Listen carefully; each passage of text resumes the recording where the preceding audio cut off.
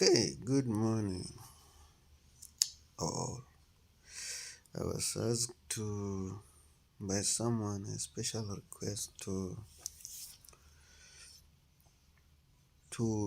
create a video on how I can use this on the strategy on boom and crash.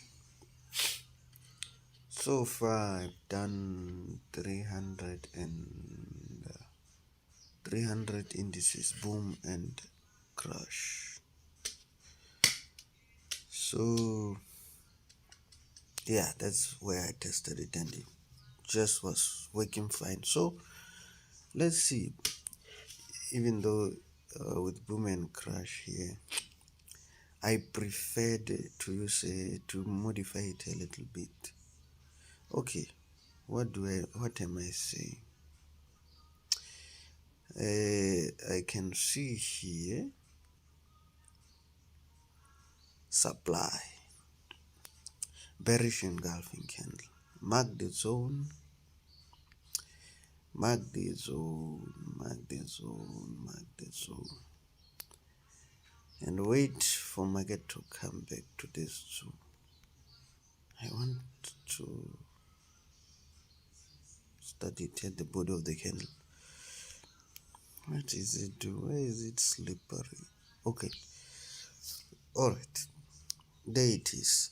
And with this candlestick, market went back into the demand, into the base sell here.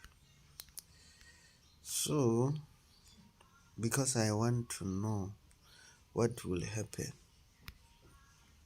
to the market after it touches here, I want to look for CB1 at either H4 or H1, whichever comes first.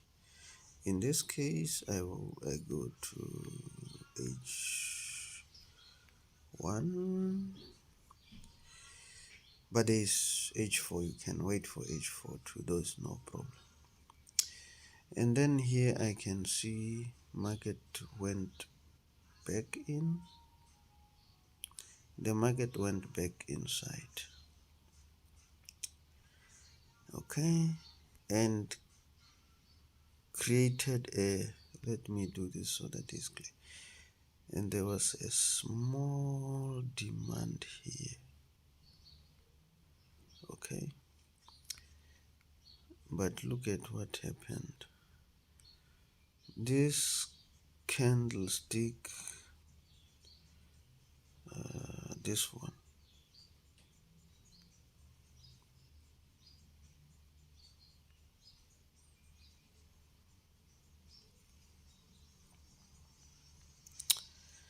one, closed below the demand.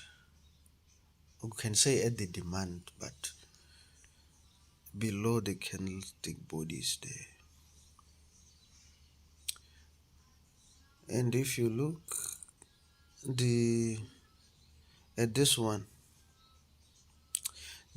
created CB1.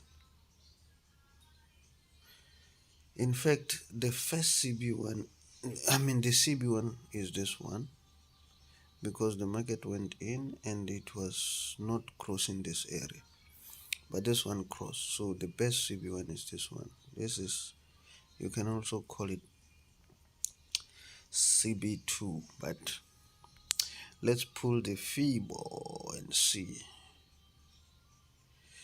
When it came back, what did it do? Now it's okay. Yeah, it's CB1 is this one. Good. It's clearly, you can see it clearly closed below the bodies of these ones.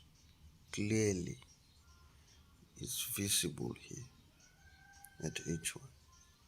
Alright, so with that,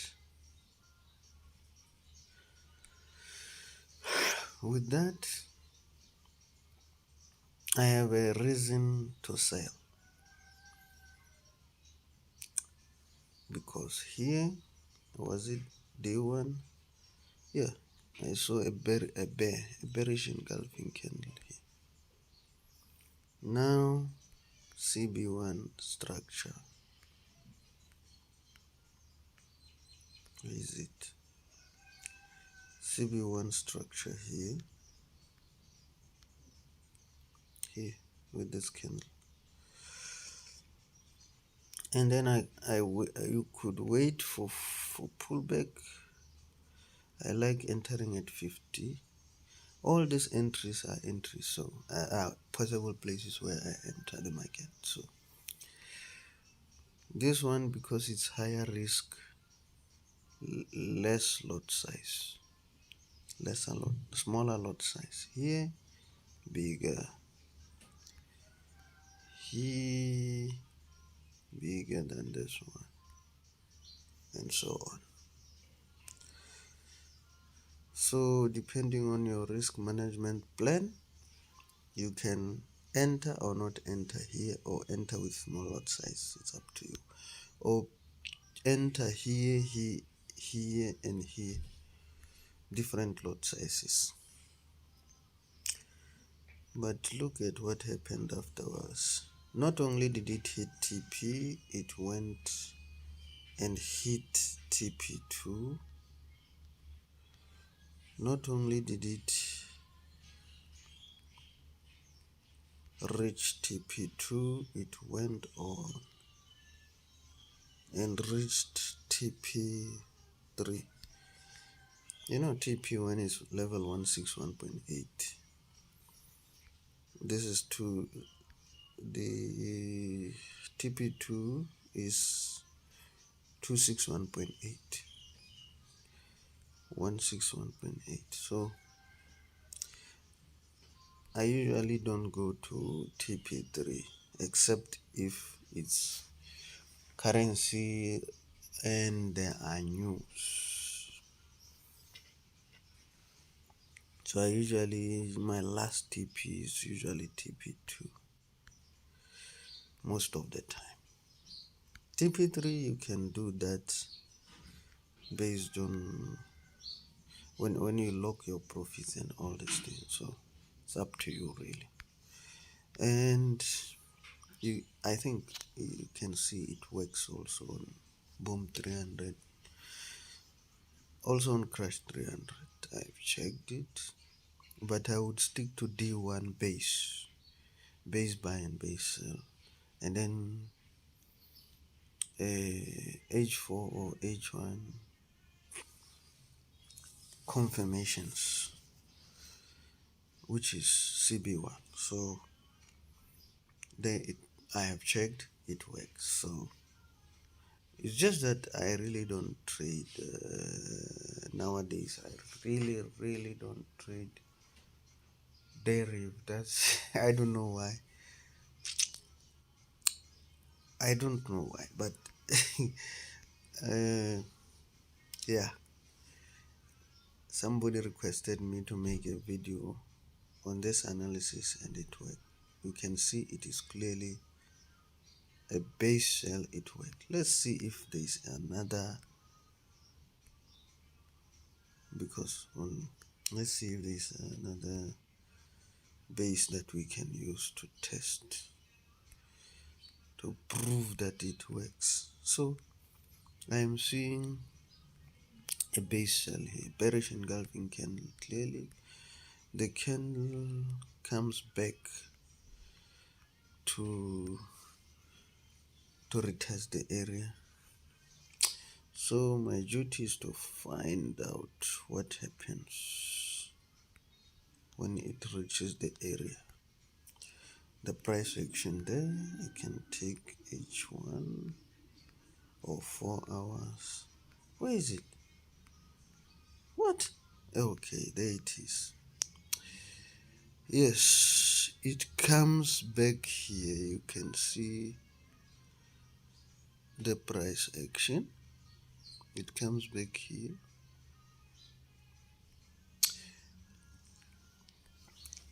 And after that,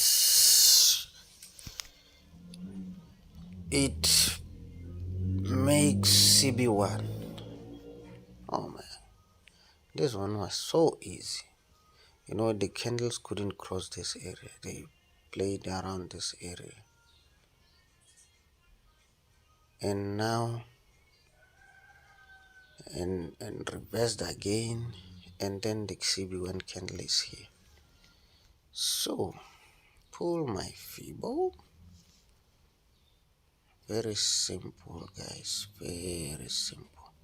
Oh, it entered at my favorite entry, which is entry 0, because I feel like it's fair. It's not too risky, that's what I think. Oh no, it's entry 1. So, alright. So, your duty is to wait for it to come back so that you can take your entries. And it hit TP1 and hit TP2 and hit the next TP. And if I go down, I think it hit TP3 also. This is also another TP. I'm not going to try to explain this to you, but this is level 161.8 to 61.8. TP3 is the next level.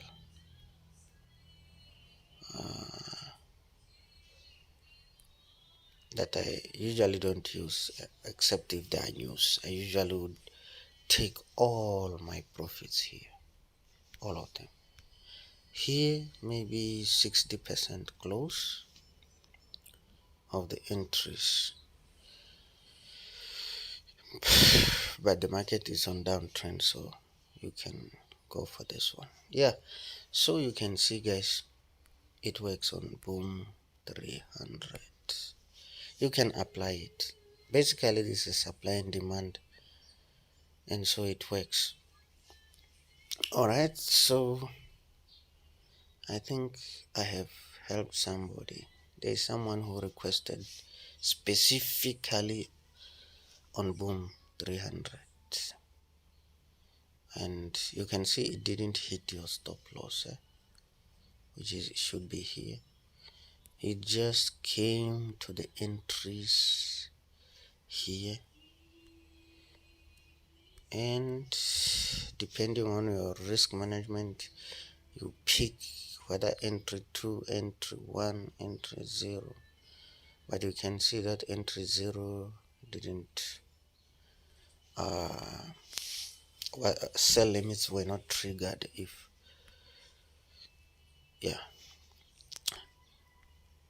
If it's me, I would put small lot size, smallest lot size,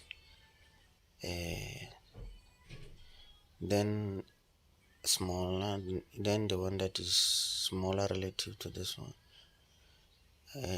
but bigger than this one, and here big one. And if I already find the market is here or here, I will enter too. So the only thing that will take me out is the stop loss. So any of these areas are entries. So I will write it down. Yeah, it works on Boom and Crash. Thank you, guys. Subscribe and set notification bell. I will do my best to analyze, sometimes do live trades. Yesterday I traded Nasdaq live. Some people, I showed them my analysis hours before it even moved in that direction. So I didn't make the video because I was at work anyway. I just recorded, and we were talking with some people and we were trading. So, and those who saw it. I was using the very same strategy. So it works. I wanted to demonstrate it live, and I did. But here you can see it works too. Just remember one more thing, that Jesus Christ is Lord. Thank you, guys. Bye.